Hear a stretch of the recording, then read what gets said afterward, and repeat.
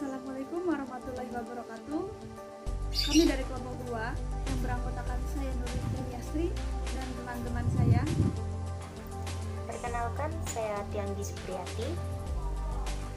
Saya Vina. Perkenalkan, nama saya Sutari. Saya Rima Aulia Ramadan. Mempresentasikan tentang landasan pendidikan dalam kehidupan nyata. Deskripsi materi. Yang A, peran lembaga pendidikan. B, program lembaga pendidikan. C, kurikulum sekolah dan nasional. D, perencanaan pendidikan. Yang A, peran lembaga pendidikan. Peran lembaga pendidikan yang pertama, pendidikan keluarga. Secara umum adalah memberikan pengetahuan dan keterampilan dasar mengenai agama, moral, pandangan hidup yang diperlukan oleh anaknya. Peran ini dilakukan secara kodrati, yang artinya walaupun perlakuan pendidikan dari orang tua tidak tampak, tetapi sebagai orang tua yang hidup bersama-sama, tingkah laku yang diberikan orang tua dan dialami oleh anak-anaknya itu adalah pendidikan. Dan dalam keluarga harus ada interaksi yang harmonis, yaitu belayan kasih sayang orang tua kepada anaknya, maka disitulah terjadi proses pendidikan keluarga. Yang kedua, peran lembaga pendidikan sekolah. Peran pendidikan sekolah adalah memberikan pendidikan kepada anak-anak sesuai minat dan bakat anak, yang nantinya meningkatkan menjadi profesi anak. Pendidikan yang dilakukan di sekolah pada prinsipnya adalah memberikan bekal kompetensi kepada anak didik untuk nanti anaknya bekerja sesuai dengan kompetensi yang diperoleh dari sekolah. Program lembaga pendidikan. Program lembaga pendidikan disesuaikan dengan kebutuhan dari masing-masing lembaganya, dan program lembaga pendidikan sangat berkaitan dengan kebutuhan guru, jumlah peserta didik, sarana dan prasarana, bimbingan dan konseling, serta supervisi pendidikan. Oke, kita bahas yang pertama, yaitu kebutuhan guru. Kebutuhan guru harus diprogramkan sesuai dengan jumlah murid atau peserta didik yang ingin ditampung oleh lembaga pendidikan, yang sudah tentu sangat berkaitan dengan daya tampung oleh lembaga pendidikan. Pengelolaan yang berkaitan dengan peserta didik atau kesiswaan, maka sekolah bertanggung jawab mulai siswa masuk sampai siswa tamat belajar di sekolah itu. Jumlah siswa yang diperlukan harus sesuai dengan jumlah guru yang tersedia, sarana dan prasarana yang dimiliki, dan fasilitas lainnya yang mendukung terwujudnya tujuan lembaga pendidikan. Sarana dan prasarana pendidikan.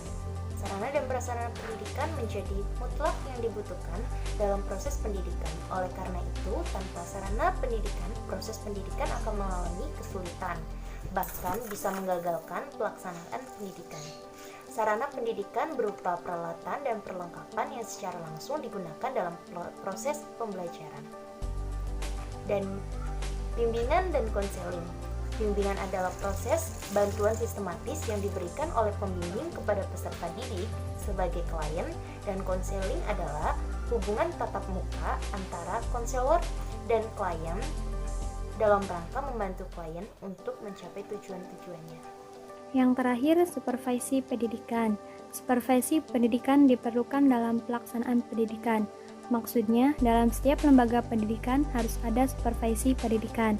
Supervisor bertugas mengawasi, membina, mengarahkan, dan mengembangkan semua sivitas akademika yang berlangsung di sekolah. Yang C, kurikulum sekolah dan nasional. Secara etimologis, kurikulum berasal dari bahasa Inggris, yaitu kurikulum yang diadaptasi dari bahasa Latin, yaitu curir yang artinya pelari, dan curiri yang artinya tempat berpacu. Awalnya istilah ini dipakai untuk olahraga atletik, kemudian diadaptasi untuk bidang pendidikan dengan pengertian kurikulum adalah jumlah mata pelajaran yang harus ditempuh seorang siswa dari awal hingga akhir proses untuk mendapatkan ijazah. Secara umum, kurikulum adalah seperangkat mata pelajaran yang terdapat pada suatu lembaga pendidikan untuk mengarahkan proses belajar mengajar agar belajar dapat terlaksana dengan baik dan teratur. Sedangkan menurut Undang-Undang Sisdiknas tahun 2003, Pasal 1 Ayat 11, kurikulum adalah seperangkat rencana dan pengaturan mengenai isi dan bahan pelajaran serta cara yang digunakan sebagai pedoman penyelenggaraan kegiatan belajar mengajar. Setiap kurikulum memiliki prinsip-prinsip, diantaranya yaitu bersifat holistik, integral, dan universal. Artinya memiliki kesatu paduan dengan berbagai tujuan yang berhubungan dengan aspek ekonomi, politik, sosial, kebudayaan, dan ideologi negara. Yang kedua, berhubungan dengan nilai pendidikan yang dianut. Misalnya berkaitan dengan norma yang terdapat dalam agama Islam, agama Kristen, serta norma yang terdapat pada Pancasila. Yang ketiga, adanya keseimbangan. Artinya mengarahkan pendidikan peserta didik ke arah pendidik jasmani dan rohani, material dan spiritual. Yang keempat, marketable. Artinya laku di pasaran atau sesuai dengan kebutuhan masyarakat. Yang kelima, pengembangan bakat, minat yang sepadan dengan kebutuhan peserta didik. Dan yang keenam, mudah diterapkan dalam masyarakat. Sumber penyusunan kurikulum adalah siswa. Dalam pendidikan atau pengajaran, yang belajar adalah siswa atau peserta didik. Pendidikan atau pengajaran bukan memberikan sesuatu pada siswa, tetapi menumbuhkan potensi-potensi yang telah ada pada siswa. Sumber penentu lainnya adalah kekuasaan sosial politik. Di Indonesia, pemegang kekuasaan sosial politik dalam penentuan kurikulum adalah Menteri Pendidikan Nasional yang di dalam pelaksanaannya dilimpahkan kepada Dirjen Pendidikan Dasar dan Menengah dan Dirjen Pendidikan Tinggi yang bekerja sama dengan Balitbangdikbud. Selanjutnya yaitu kurikulum sekolah. Pemerintah melalui Kementerian Pendidikan dan Kebudayaan dipastikan akan melakukan revitalisasi kurikulum pendidikan untuk tingkat SD hingga SLTA sederajat. Karena anak-anak saat ini memang cerdas secara akademis, tetapi mereka cenderung tidak respect, tidak toleransi, dan tidak menghormati hukum. Penyederhanaan kurikulum tersebut menekankan pada kemampuan dasar peserta didik, yaitu calistung. Dalam penyederhanaan kurikulum ini, pendekatan utamanya adalah kepada pendekatan karakter dan akhlak mulia. Yang kedua adalah kurikulum nasional. Kurikulum nasional adalah kurikulum yang berlaku secara nasional. Kurikulum tingkat satuan pendidikan atau disebut dengan KTSP adalah sebuah kurikulum operasional pendidikan yang disusun oleh dan dilaksanakan di masing-masing satuan pendidikan di Indonesia. KTSP secara yuridis diamanatkan oleh Undang-Undang Nomor 23 Tahun 2003 tentang Sistem Pendidikan Nasional dan Peraturan Pemerintah Republik Indonesia Nomor 19 Tahun 2005 tentang Standar Nasional Pendidikan.